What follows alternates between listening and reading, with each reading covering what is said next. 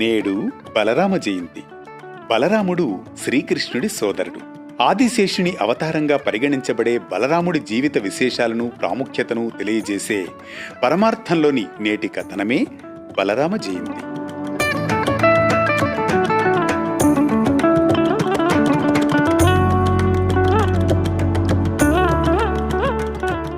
ద్వారకా నగరానికి పూర్వం మధురలో యదువంశానికి చెందిన వసుదేవుడు, ఆయన సతీమణి దేవకి నివసించేవారు.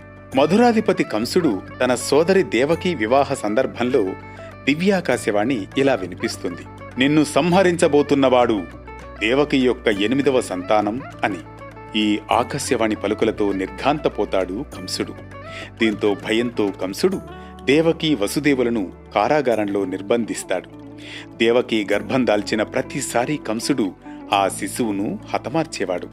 అలా దేవకి 7వ గర్భం ధరించినప్పుడు విష్ణుని ఆజ్ఞతో యోగమాయ ఆ గర్భాన్ని రోహిణి గర్భంలోకి మార్చుతుంది. రోహిణి వసుదేవుని సతీమణి. రోహిణి ఆ సమయంలో మధుర వెలుపల గోకుల గ్రామంలో యశోద దగ్గర ఆశ్రయం తీసుకుని నివసిస్తూ ఉంటుంది. ఈ విధంగా దేవకి గర్భం ఖాళీ అయినట్లు కనిపించి కంసుడు శిశువు మరణించాడని భావిస్తాడు. కాని వాస్తవానికి ఆ గర్భం రోహిణి గర్భంలో పెరుగుతూ ఉంటుంది. శ్రావణమాస శుక్ల పౌర్ణమికి 2 రోజుల ముందుగా రోహిణి బలరాముడికి జన్మనిస్తుంది.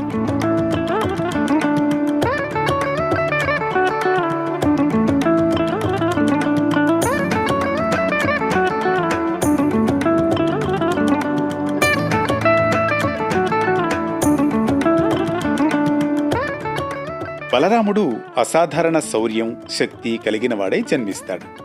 శిశువుగా ఉండగానే అతని కాయధారణ, బలం అందరినీ ఆశ్చర్యపరుస్తుంది.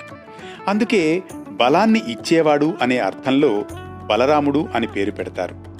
ఆయన చర్మం తెల్లని వర్ణంలో ఉండేది కాబట్టి శ్వేతవర్ణంవాడు అని కూడా పిలుస్తారు. బలరాముడు ఆదిశేషుని అవతారం. మహావిష్ణువు అవతారమైన శ్రీకృష్ణుడి సోదరుడిగా జన్మించి ఆయన అవతార కార్యానికి సహకరించడం, రాక్షసులను నాశనం చేయడం, ధర్మస్థాపనలో భాగస్వామ్యం కావడం ఆయన ధ్యేయం. ధనుర్విద్యలో, గదాయుద్ధంలో అప్రతిహతుడుగా ఉండడం, కళింగ సర్పుని వధలో కృష్ణుడికి సహకరించడం, ద్వారకా నిర్మాణం, కురుక్షేత్ర యుద్ధంలో సాక్షాత్కార సలహాదారు, గదాయోధుడిగా ప్రసిద్ధి చెందుతాడు. బలరామ జయంతి రోజున భక్తులు ఉపవాసం ఉండి తెల్లని పుష్పాలు, పాలతో పూజ చేస్తారు. పాలు, పెరుగు, వెన్న, గోధుమ పిండితో తయారు చేసిన నైవేద్యాలను సమర్పిస్తారు. శ్వేతవర్ణాలు ధరించడం, గదా చిహ్నంగల బలరాముడి విగ్రహాన్ని ఆరాధించడం ఆచారం. బలరామ జయంతి మనకు శౌర్యం, ధర్మం, సహోదర ప్రేమ పాఠాలు మనకు మార్గదర్శకాలుగా నిలుస్తాయని భావన. వేటు న్యూస్తో రేపటి మరో విశేషాంశంతో మళ్లీ మొదలవుతుంది మన ప్రస్తావన.